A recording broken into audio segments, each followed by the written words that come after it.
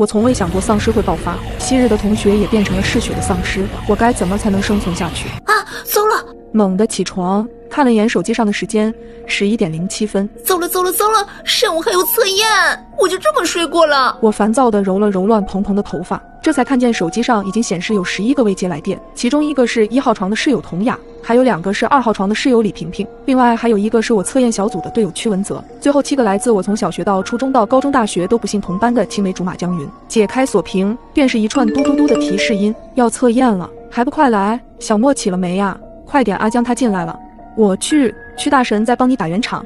妈耶，平时跟你见面就掐了，江云也在帮你打马虎眼。我一边穿衣服一边草草地翻看了几条，直到看见有人帮我糊弄了过去，这才稍稍松了口气。洗漱穿戴完毕，背好书包，正要出门，我下意识瞥了眼手机，想着先给室友们发条消息，突然发现从刚刚起床到现在一个提示音都没有，直到此时认真看去，我才发现原来是手机断网了，没有信号。我将压在门把手上的手撤回，准备找个信号好的地儿再试试看。背包侧带的水壶不小心哐当撞在门板上，发出巨大声响。我不以为意，正待继续找信号时，忽然耳边响起砰砰砰的拍门声，我顿时也被吓了一跳。谁呀？有没有礼貌？哪有这么敲门的？哪知门外的动静不减反增，外面那人拍门的架势像是要拆家一样，门框上方甚至有灰尘扑簌簌掉落。我这回真的被惊到了，这架势很容易让人产生一些不好的联想，比如疯子、变态杀人狂什么的。沉默维持了一会儿，门外的家伙似乎觉得这么疯狂的拍门也没意思，就渐渐安静了下来。我贴着门听了会儿，没有听到什么声音。好奇怪啊！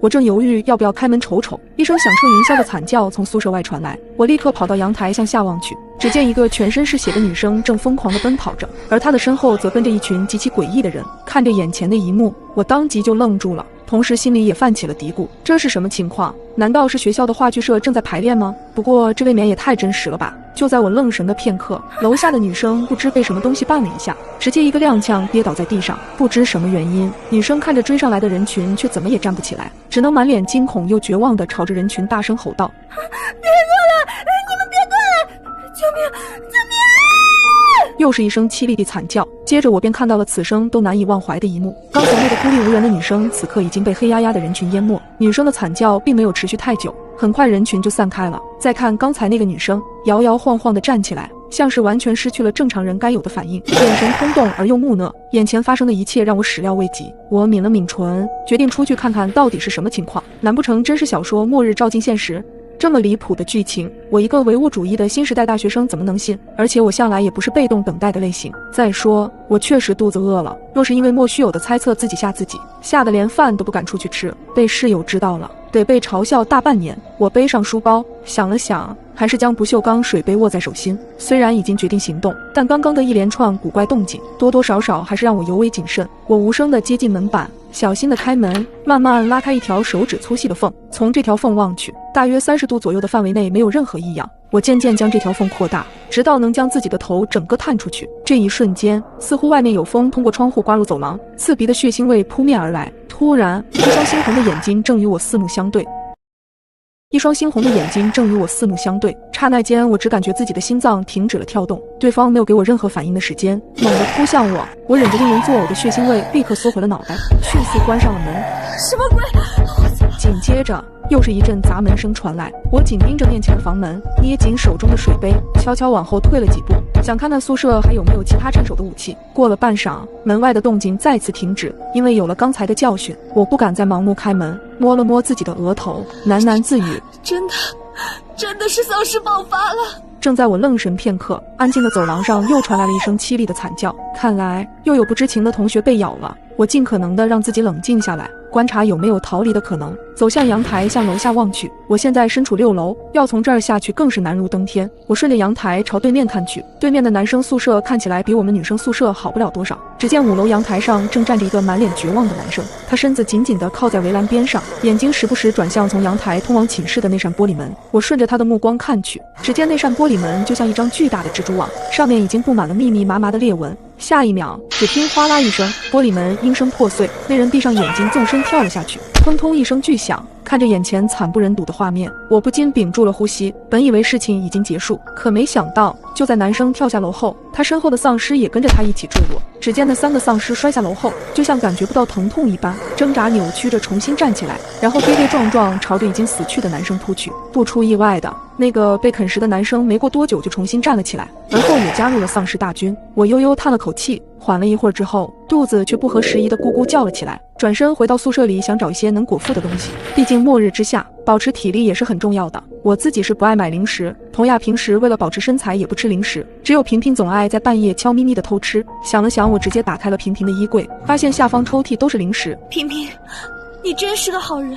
我感动的都快哭了，看到里面还有方便面，我突然想到了什么，跑到卫生间拿一切能用的储存水的工具，小声的接着水。现在手机没信号不说，发生这么大的事情，很难说什么时候就会陷入停水断电的状态。我拿起一包薯片，回到阳台又观察着外面的情况，想到早上群里的聊天记录，卧槽！我坐在窗户边，你们猜我看见了什么？刚刚对面5楼走廊的一个学生把老师扑倒在地上狂舔。我嚼着薯片，分析着现在的情况。既然赵鹏说的是对面5楼，那我的同学们应该不会直面第一波混乱。但即便如此，在教学楼那种人多又难躲避的地方，一旦人群爆发丧尸，后果可想而知。说不定熟悉的同学里已经有人丧命了。想到这里，我心中难过的同时又有一丝丝庆幸，如果不是我在宿舍睡过头了，那我未必能在混乱暴动的时候撑过去。想到室友、朋友以及根本联系不到的家人，也不知道家里那边什么情况，顿时眼眶有些湿润。真不明白为什么昨晚上睡前都好好的，怎么睡了一觉就变天了？就在我思考时，对面楼又传来了新的动静。如果你的学校爆发了丧尸病毒，被困在寝室的你怎么才能活下去呢？我在阳台观望着外面的情况，只见对面寝室2楼的2个男生似乎发生了争执。没过多久，其中一个人手握尖刀一路退到了阳台，另一个人突然以一种十分扭曲怪异的姿态朝男生步步逼近，直接撞在栏杆上。紧接着男生抓住机会，对着丧尸的后脑勺一阵疯狂乱刺，直到丧尸不再动弹后，男生才停下手上的动作。我瞪大眼睛盯着那个被尖刀爆头的丧尸观察了很久，那个丧尸并没有再活过来。看来这群丧尸也不是不死之身，他们的致命弱点就是脑干。我猛然回过神来，我也得弄个武器，以备不时之需。我重新回到房间，寻找一切对自己有利的武器，在桌子上找到了一把水果刀，把它贴身放好后，我又开始翻宿舍，想着能不能找到类似棒球棍一样的武器。短刀毕竟是近身武器，再准备个远程的有备无患。最终我盯上了阳台上的晾衣杆，没办法，女生宿舍里想找个正儿八经防身的真的很难。我把晾衣杆拆了下来，把刀用胶带绑在晾衣杆的顶头。正思索时，我突然瞄到了空衣橱的那个杂物箱，那个里面我记得应该有2台小型收音机，而且还不是一般的收音机，这是大一实验课时自己动手焊的。说是自己做，其实材料电路图都是老师给的，大家只需要照着电路图制作就行了。到最后课程结束时，可以说是人手一个成品。手机没信号，收音机也不会有吧？我有几分迟疑，但手还是老实支起天线调着频，收音机里很快发出沙哑的噪音。我慢慢转动着调频按钮，基本都是雪花一样的噪音。唉，果然。正准备放弃，又不死心的调了最后一下，忽然在一片噪音中捕捉到了一丝人声。我惊喜的眨了眨眼，迅速调回去，只听收音机里传来一道断断续续、需要艰难才能辨别的声音，随后就是大片哗啦啦的杂音，无论我再如何仔细去听，都没有任何声音。我叹了口气，但想想能接收到消息就是好事，万一之后可以再试试呢。我把收音机放在了桌上，就这样，我就在宿舍苟了3天。中途我不是在调收音机，就是在阳台观察外面的情况，也试着悄悄打开过门看看走廊，毕竟我不可能一直待在宿舍里，丧尸可能越来越多，坐等极其容易被困死。我得回家找我爸妈，不能再等下去了。我捏紧拳头，妈妈因为之前疫情本身就有囤货的习惯，家里的菜够他们吃1个月都不为过，但就怕他们联系不上我，想要来找我而遇上更多危险。突然收音机里又传来一道断断续续的声音，风暴影响，信号，病毒，紧急避难，避难所，麻行。我喃喃自语，麻行？难道是麻行区？之所以能猜到，还得益于我对这个地方特别熟悉，那是一个人迹罕至的富人别墅区，我每周做家教的那栋别墅就在那里，只是没想到会成为紧急避难所。真的假的？我抱着迟疑的心态收起收音机。算了，管它真假，反正要回家，我也会路过这个地方。收拾好所有的东西之后，静静等到了晚上。我拿起一个卷纸筒，听着外面的动静，在确认门外很安静后，缓缓拉开门缝。这几天，我察觉到这些丧尸在夜间的视力会很大幅度下降，估计比瞎子好不了多少。只要不发出声音，他们应该就不会察觉到我的存在。我小心翼翼地打开房门，探出头去。过道里漆黑一片，我贴着墙壁，一颗心提到了嗓子眼。此刻，我正与丧尸同处在一个走廊里。只要稍有不慎就会被咬得体无完肤。我并没有摸黑走太久，毕竟撞上丧尸的概率太大。于是我从口袋拿出了水杯的金属盖，轻吸一口气，使出最大的力气，将它往最左边的楼道那里狠狠一扔。哐当哐当的声音响彻楼道，左边的声控灯如约亮起。我紧紧贴着墙面，走廊里的丧尸瞬间暴动，朝着那边跑去。我望着那群丧尸，惊出了一身冷汗。趁着这个间隙，我赶紧下了楼，如法炮制。还好我准备的道具够多，在每层楼都用同样的方法吸引丧尸，一路竟然畅通无阻的来到了1楼门禁。我摸出校园卡，正想刷卡出门，突然意识到这样不行，因为每次刷卡通过门禁都会有很大的声音，这样很容易把丧尸吸引过来。还好门禁不算太高，我便想着无声无息地翻过去。然而就在我正要翻过去时，突然感觉脖梗后一阵战栗，有什么东西正向我扑来，是宿管阿姨。刚刚吸引丧尸时，她在门卫室里没来得及出来，太近了，来不及多想，我直接一个反身，顺势将晾衣杆往前一捅，但我的力道可能不够，眼看着他又一次朝我扑来。在我慌乱思索下一步该怎么办时，一道风声忽地从耳畔迅速掠过，有什么东西重重击打在了他脑袋上。莫小，你愣着干什么？低沉的声音响在耳畔，十分熟悉。一只手臂用力将我带出门禁，只是刚刚宿管阿姨那一摔，使得对方动怒吼了起来。此处楼道间的灯瞬间大亮，我也看清了男人的脸，是江云。不好，快跑！他拉着我的手往外直奔而去。奔跑中，我又隐约听到身后似有一道短促的尖叫，好像有什么人也在紧紧跟在我们身后。回头望了眼，果然见一个女生也背着包从地洞慌慌张张跑出来。那女生竟然穿了双高筒皮靴，跑动起来在原本寂静的夜里便显得格外清脆，立马吸引了比我预料中更多的丧尸围拢过来。你忍什么？救不了，丧尸太多了，如果救他，我没把握我们会活着。江云拽着我边跑边凝眉问道，他原是计划趁丧尸群夜盲状态时，采用尽量不惊动对方的策略找到我，可没想到闹出这么大动静。走吧，我们抄小道去体育馆。我跟江云从会玩泥巴开始就认识，这么多年，不说别的关系，但默契这一项还是有的。他似乎计划过路线，七拐八拐地带我跑到了体育馆门口，中途也没有引起动静，体育馆的窗户都被遮挡住了。江云用3长1短的节奏敲了敲门，门很快打开，我们进去后，门又很快关上合拢。这时室内的灯刷的一下亮起，我这才看清场内站了不少人，还有许多熟悉的面孔。是小莫！天哪，云哥竟然真的把小莫从宿舍带回来了！云哥牛逼！赵鹏惊叫道。小莫！萍萍抱住我哇哇哇的哭，我还以为再也见不到你了。萍萍别哭了，我这不是好好的吗？3天了，终于见到活生生的室友，我眼眶也微红，摸了摸他的脑袋。好了，别哭了，让小莫好好休息一下。这几天他都一个人，肯定也没睡好觉。童雅拍了拍萍萍，这位同学是？聚拢过来的人群里，有人发问，我望了过去，发现是江青老师。当天发生意外时，大家就是在上他的魔电实验课。江青50多岁，身形高瘦，戴着一副黑框眼镜，法令纹很重，是我们麻吉大学校园论坛上远近闻名的冷面魔王，手下挂过的学生无数。我一见他，本能地站得规矩了些，哪知对方却微微一笑，轻声道：平安就好。我愣了愣，大魔王转性了，瞥向李萍萍。萍萍看了眼老师，小声耳语道：阿江虽然考试上对咱们严苛了些，但人还是很好的。我望了一圈，班上原本30多个同学，到这里的竟然只剩12、13个了。别想太多，先休息一下吧。耳边传来江云的声音，他回到体育馆后，一直紧绷的身体放松不少，只有右手边放置的棒球棍一直紧紧攥在掌心。我正想开口说话，忽然只听啪嗒几声，体育馆另外几处阴影地方的灯光接二连三亮起。谁都没想到丧尸末日真的来了。我终于从满是丧尸的寝室里逃了出来，在江云的帮助下，我也来到了相对安全的体育馆。体育馆另外几处阴影地方的灯光接二连三亮起，很快整座体育馆如白昼般面貌全现。我瞪大眼睛，这才注意到这座体育馆内不止我们班同学，在其他各处阴影角落里还有不少其他学生和老师。目测过去，绝对不下100人。喂，那边妓院的续完酒没有啊？还让不让人睡觉了？有人不满的声音遥遥传来。这2个都是从外面进来的，谁知道有没有被咬伤啊？你们还睡得着觉啊？妓院的，你们到底隔不隔离啊？这里这么多人，可别把大家伙都害了。有人吵吵嚷嚷道。不过他背了包，会不会带了食物回来？说到食物，议论声瞬间消失。随后，一群人武器不离手地走了过来。江云也不知何时扛着棒球棍，领着鲁达等人挡在了最前方。别误会，大家都是同一个学校的校友，在这种困难时刻，更应该互相帮助才是。随即视线落在了我身上。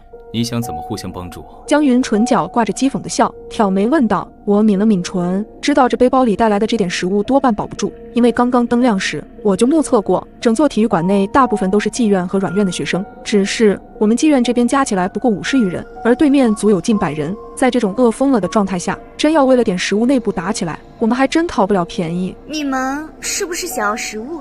我拨开拦着的同学，走到最前面。看看这位同学，这合作态度就很好嘛。对面领头的人笑开了。哎，你好学妹，我叫裘杰，咱们聊聊。我叫莫晓。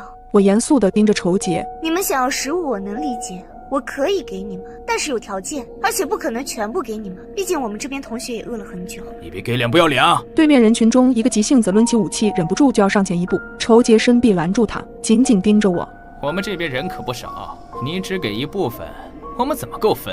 我忍不住笑出了声。在场足足有150多人，你们觉得就凭我这个背包就够分了？裘杰面色一黑，我继续说道：既然是互相合作，为了让大家都能有吃的，那自然应该一起出去找更多的食物才行。我从背包里取出几包零食。我们先将部分食物分给明天愿意自发去外面寻找食物的人，才有可能带回更多的食物。我按照比例做了个瓜分，大家觉得如何？一瞬间，众人陷入了静默中。躲在小体育馆很安全，甚至卫生间内还有水源，而外面可是遍布丧尸。场内的人也都是丧尸爆发的幸存者。那血淋淋的混乱画面，简直不愿意再回想。绝大多数人都只想安安稳稳待着，等待救援。我同意。江云率先打破沉默。明天我去。我也去。你去干什么？江云皱了皱眉。我这几天体力保存的比较好，不让我去，难道让饿了几天的他们去？我还得回楚阳市找我爸妈呢，连这个门都不敢出，还怎么回楚阳？随后我转而望向对面的裘杰。学长如果不同意，就当我没说。等等！见我似要收回零食，裘杰急忙出声劝阻。半晌，他狠下决心。好，就这么办。接下来众人开始有序分配食物和武器，因为了解丧尸的情况和规律，白天醒来大家并没有出门，顶多趴在窗边观察下外面的情况。你说什么？麻行区有紧急避难所？江青震惊问道。是的，老师。我摸出一个自己带来的收音机。我用这个听到的。江青忙一把接过收音机，迫不及待地调试了起来。只是众人屏息静待半晌，收音机里一直都只有沙沙的杂音传来。我也只听到过那一次。我尴尬地摸了摸头。这几天信号一直都不好。众人脸上闪现一丝失望。江青放下收音机，叹了口气，又板起脸来冷静分析道：收音机里提到风暴，我猜测信号缺失的问题很可能跟太阳风暴有关。那丧尸呢？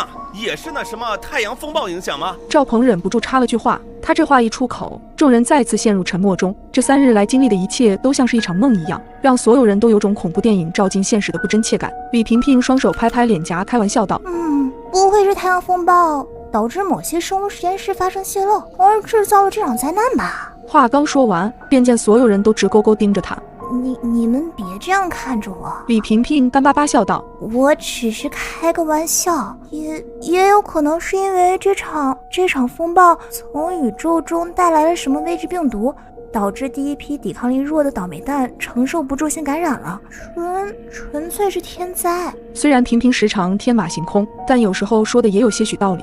就在这时，一直坐在边缘区域的屈文泽忽然看向我，轻声询问道：小莫，那个麻行的紧急避难所你之前去过吗？他戴着细框眼镜，五官俊秀，整个人气质偏冷，因为极少说话，所以显得很不合群。此刻见他突然发言，班里一个名叫郭楚楚的长发女生惊叫道：那地方那么远，太危险了。是啊，另一个女生张杰也附和道：而且那个所谓的避难所到底存不存在还不好说，毕竟……喂，张姐，你什么意思啊？李萍萍听不下去了，怒道：你又想说我们家小莫撒谎吗？我又没那么说，你凶什么？张杰眼神闪烁了下，撇嘴道：我只是想要大家都谨慎点嘛，毕竟事关人命安危。喂，技院的。筹杰那边忽然派来一个代表通知，今天晚上要出去猎食的过来开会了。我们互望一眼，开始清点人数。因为是第一次出去，主要以探查情况为主。虽说丧尸在夜晚视力大降，但对气味的敏锐度以及对光亮、声音的敏锐度犹在。一旦有谁过于惊慌发生意外，就有可能牵连所有人。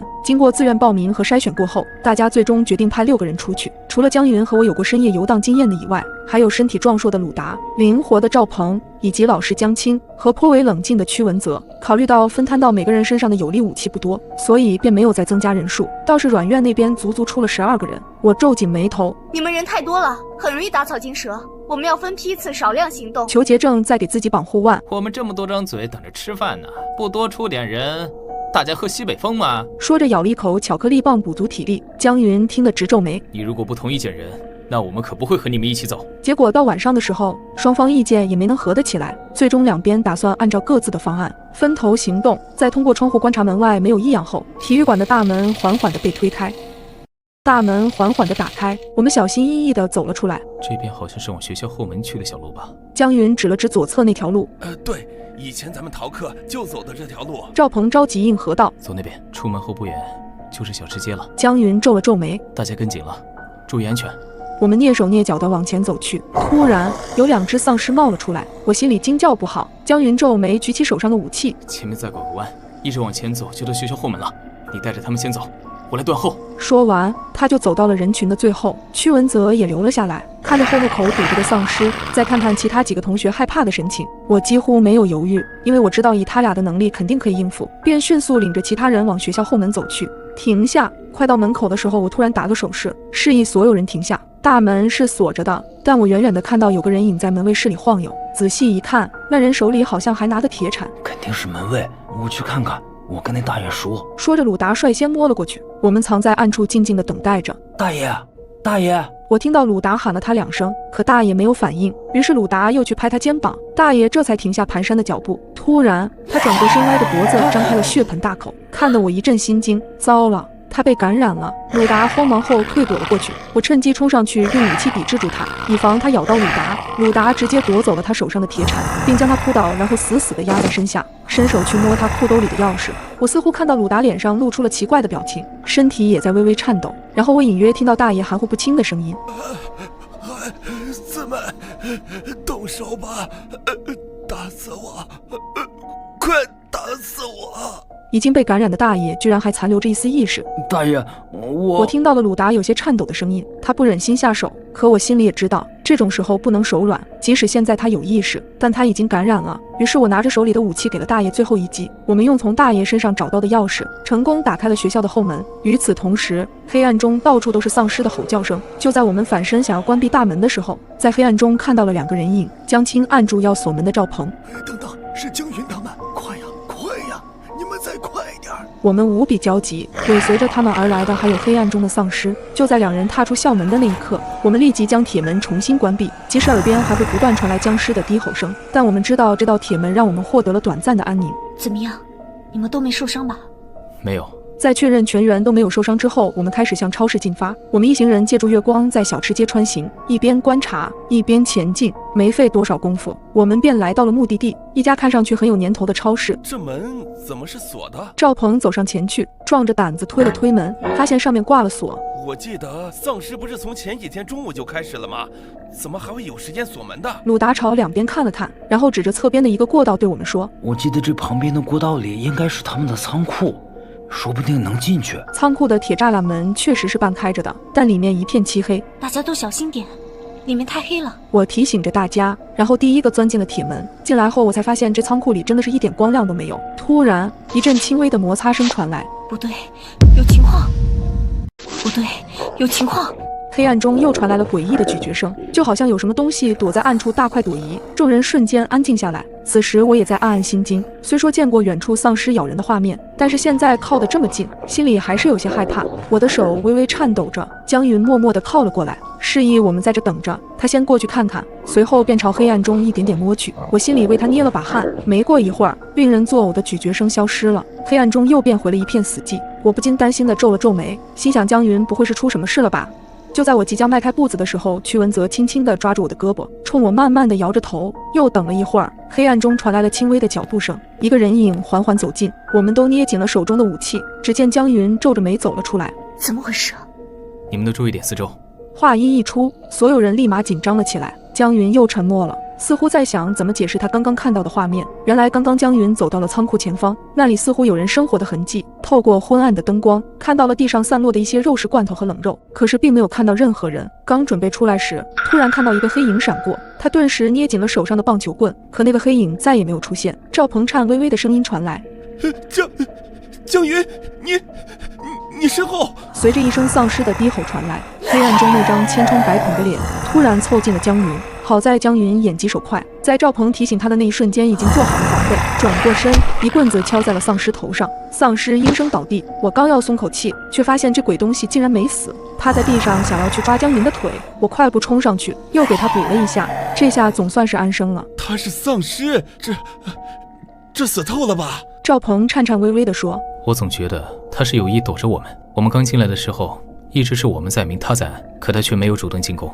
江云皱眉说道。鲁达一惊突然说，难不成这人和校门口的大爷一样，还没有完全失去意识，所以不想伤害我们？我摇了摇头，关于这个问题我也没想明白。别管那么多了，反正都已经死了，咱们还是先找找看有没有什么能带出去的物资吧。赵鹏出声提醒，我和江云对视一眼，点了点头，并排走在最前面。我们走到了刚刚江云去的仓库里，几人默默翻找着食物。在一张桌子上，我找到了一张照片。哎，你们来看看。我将照片凑近了灯光下，照片上是一对幸福的父女。等等，这张脸难不成是……屈文泽皱了皱眉，他看了看照片上的男人，想到了刚刚那个丧尸。刚才的丧尸就是照片上的父亲，那他女儿会在哪？江青有些着急了。如果他女儿真的还活着，我想他应该就躲在超市里。他是为了女儿的安全，所以才把超市锁起来的。我默默地收起了那张照片，决定先到超市里去看看情况，到时候再看具体拿什么物资。最后在仓库角落的货架后，我们找到了一扇门，这个货架似乎是被人挪动过来，特地挡在了门前。几个男生轻轻推开货架，那扇门就展现在众人眼前。我示意所有人停下，右手轻轻碰了碰门把手，发现这门只是虚掩着的，并没有上锁。于是我轻手轻脚地推开门，听到门里隐约传来了一阵小女孩的哭声。在这样黑暗寂静的夜里，这声音听着实在是有些瘆人。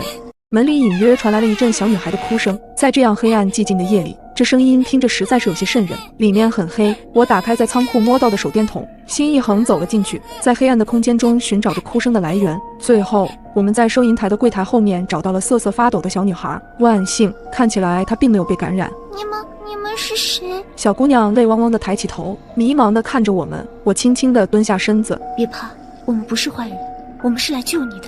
我不认识你们，我好害怕，我要等爸爸。后来了解到，那天中午超市老板本是要出去进货，回来的时候就顶着猩红的眼睛，把超市门锁了后，不断地叮嘱他，让他千万不要出门，饿了渴了可以吃超市里的食物，还一再强调不论听到什么声音都不要开门。应该男人在失去意识的最后一刻艰难地把仓库的后门堵上了。想到这，我不禁鼻子一酸。一旁的江青老师轻轻地向他伸出手，你爸爸正在做一件非常伟大的事情，所以你不要害怕，我们可以带你去找他。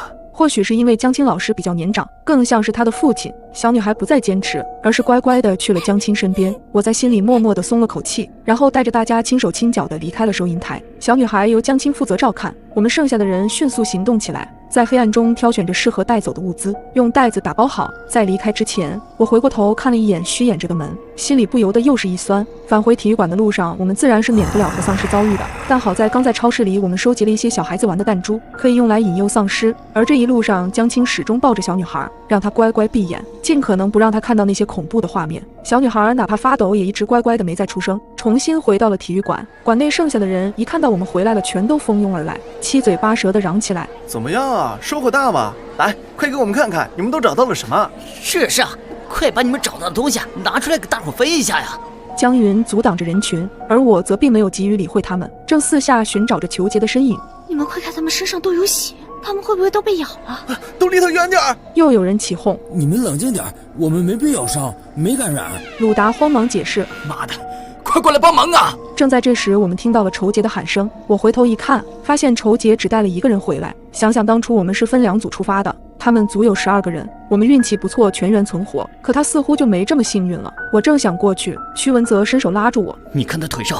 这时我才注意到裘杰搀扶着的那个人腿上正绑着绷带，绷带已经被染红了，正在往外渗血。我靠，他是不是被咬了？是啊，受伤了就别带进来了。免得害人害己。滚出去！和刚才同样的声讨再一次响起。你们这些混蛋都给我闭嘴！他没有被咬伤，只是回来的时候不小心摔倒了。老子带人出去拼命，你们就这种态度吗？仇杰不乐意了，对于外出这件事，他本来就不情愿，如今又眼睁睁看着带出去的兄弟死的死，伤的伤，心里也不是滋味。行了，都别说了。现在的当务之急是赶快把你们手上的物资给我们分了，大家伙可都还饿着呢。人群中又有人喊起来了，他这一喊不要紧，周围所有人的目光都集中在了我们几个人手中的袋子上。退后，全都给我退后！看着这饿狼一般的人群，我本能地护住这些食物，往后退了几步。我看呐，要是分肯定不够分，你们出去找物资，路上肯定都吃了不少了，干脆把包里的东西全部倒在地上，大家各凭本事抢，抢到谁的算谁的。不知道是谁出了这么个主意，所有人都不再叫嚷，用沉默表示赞同。小女孩从被我们带出来开始，就一直在不停地发抖。我知道她一定是被刚才回来时一路上的景象吓到了，但这样的寂静并没有维持多久。就在我正准备说些什么的时候，仇杰的方向传来一声凄厉的惨叫。我从未想过丧尸会爆发，昔日的同学也变成了嗜血的丧尸，我该怎么才能生存下去？惨叫声顿时吸引了所有人的注意。只见刚才站在裘杰身边的人正死死地咬住他的肩膀，裘杰还在不断挣扎，挥拳击打那人的面部。完了，丧尸被带进来了。我早就说过了，这些人是不能相信的。耳边全是抱怨声和尖叫声，眼睁睁地看着裘杰失去了意识。与此同时，那个咬伤他的丧尸也松了口，并迅速找到了下一个目标。越来越多的人倒下，也有越来越多的人重新站起来。可是站起来的人一个个都张着血盆大口，所有还活着的人都成为了他们的下一个目标。这一切发生的太突然，我们根本来不及反应。快跑！我们得先逃出去，大家注意，千万别被咬了。江云喊道。江青捂着小女孩的眼睛躲在了角落。乖，听话，闭上眼睛，跟老师玩个游戏好不好？小莫，救救我！这时我听到了是有李萍萍和小雅的声音，眼见有丧尸靠近了他们，我冲上前去拉住了李萍萍的手，拽开她之后，小雅已经被丧尸扑倒了。我抑制住眼泪想要上去救她，却被鲁达拉住了。小莫别去了，太危险了。可他也是我室友，我不能。短暂交流的这段时间，小雅已经被丧尸群淹没了。冷静点，小莫，已经来不及了。江云按住了我的肩膀，我们得赶紧逃出去。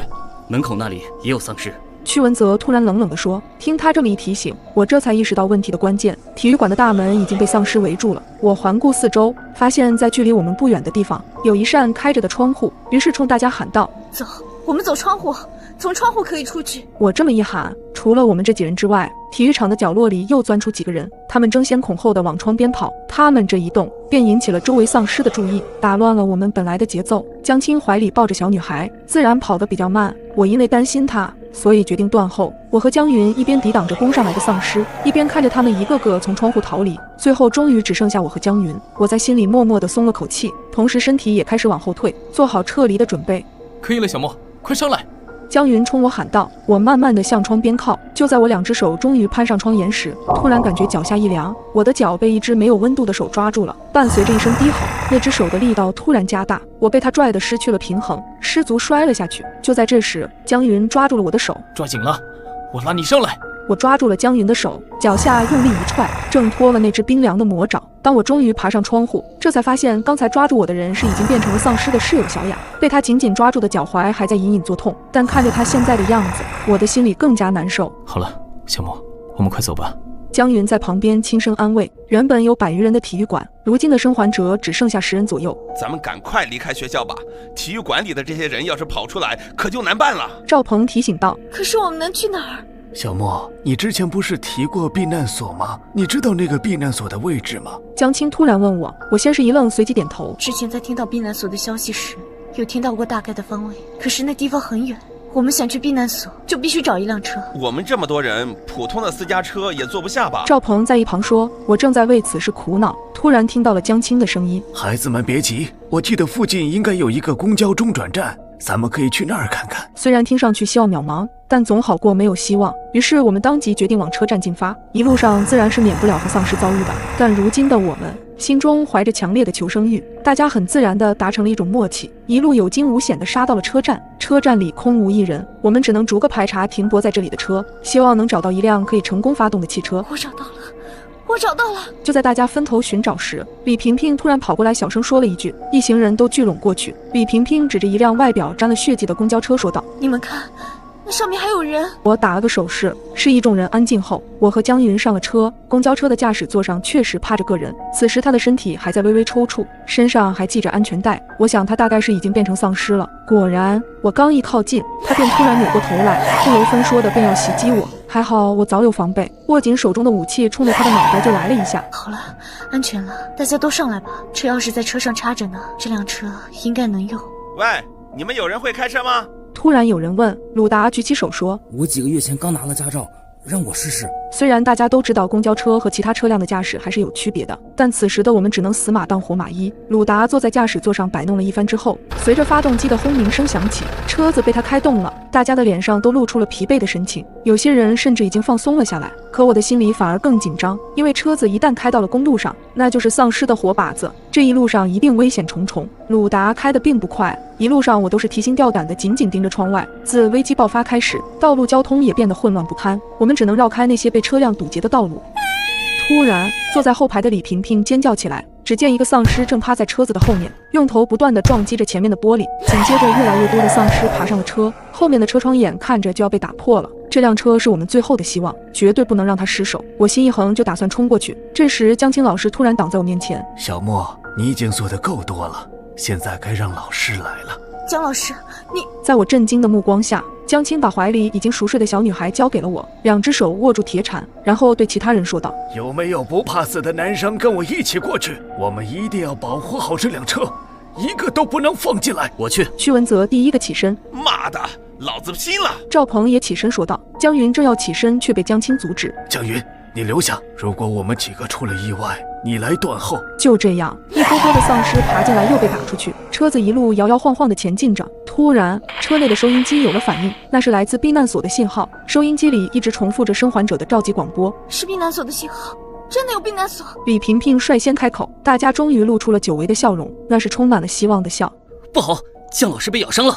我听出这是屈文泽的声音，他们搀扶着受伤的江青回到了的前排。赵鹏看着不远处高高架起的围墙，鼓励着江青：“江老师，撑着点儿，我们就要到了。”快上了！江青口吐鲜血，含混不清地说：“江老师，可你是为了我们才受伤的呀！”赵鹏都要哭了，一旁的小女孩也好像知道了什么，哇一声哭了起来。